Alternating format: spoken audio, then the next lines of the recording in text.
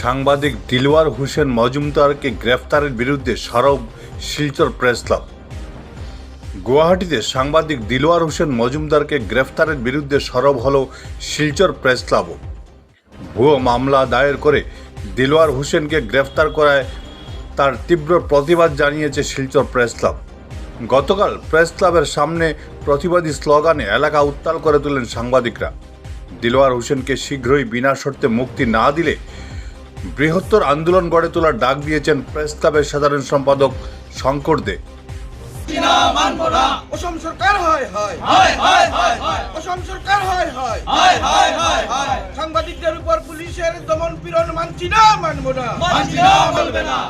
গুয়াহাটিতে কর্মরত সাংবাদিক দিলওয়ার হোসেন মজুমদারকে যেভাবে দীর্ঘক্ষণ পানবাজার থানায় আটকে রেখে গ্রেপ্তার করা হলো, এটা অত্যন্ত নজিরবিহীন এবং অপ্রত্যাশিত। শিলচর প্রেস ক্লাবের পক্ষ থেকে আমরা এর তীব্র নিন্দা এবং ধিক্কার জানাচ্ছি।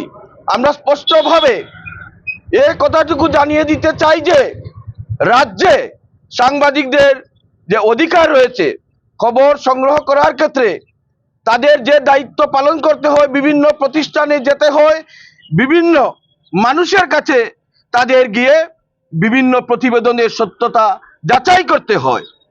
এই যে অধিকার রয়েছে সেই অধিকারকে খর্ব করা হচ্ছে এবং এক্ষেত্রে দেখা যাচ্ছে যে পুলিশ প্রশাসনকে অত্যন্ত দুর্ভাগ্যজনকভাবে ব্যবহার করা হচ্ছে এবং ফলে দিলওয়ার হোসেন মজুমদারের মতো একজন সাংবাদিক তথ্য সংগ্রহে গিয়ে তিনি সেই পুলিশি বলা যায় আক্রমণের শিকার হয়েছেন, তাকে গ্রেপ্তার করা হয়েছে।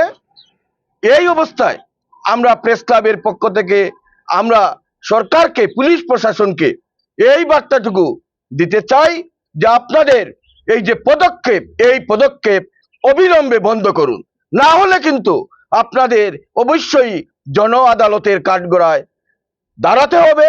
কারণ ভারতবর্ষের মতো গণতান্ত্রিক দেশে এ ধরনের দৃষ্টিভঙ্গি কখনো কেউ মেনে নেবেন না।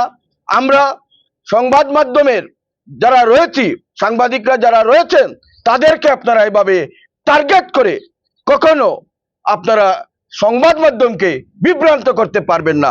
অবশ্যই আপনাদের দৃষ্টিভঙ্গির পরিবর্তন ঘটাতে হবে এবং অবিলম্বে দিলওয়ার হোসেন মজুমদারকে তার উপর আরোপিত যে অভিযোগ রয়েছে সেই অভিযোগকে অতিরঞ্জিত না করে তাকে অবিলম্বে তাকে মুক্ত করে দেওয়া হোক। আমরা এই জোরালো দাবি উত্থাপন করছি এবং সাংবাদিকদের আপনারা প্রতিপক্ষ হিসেবে বিবেচনা করে শুধু আপনাদের সেই প্রচারের যন্ত্র হিসাবে আপনারা যদি দেখেন তাহলে সেটা কিন্তু ঐতিহাসিক ভুল হবে, একথাটুকু আমরা জানিয়ে দিতে চাই।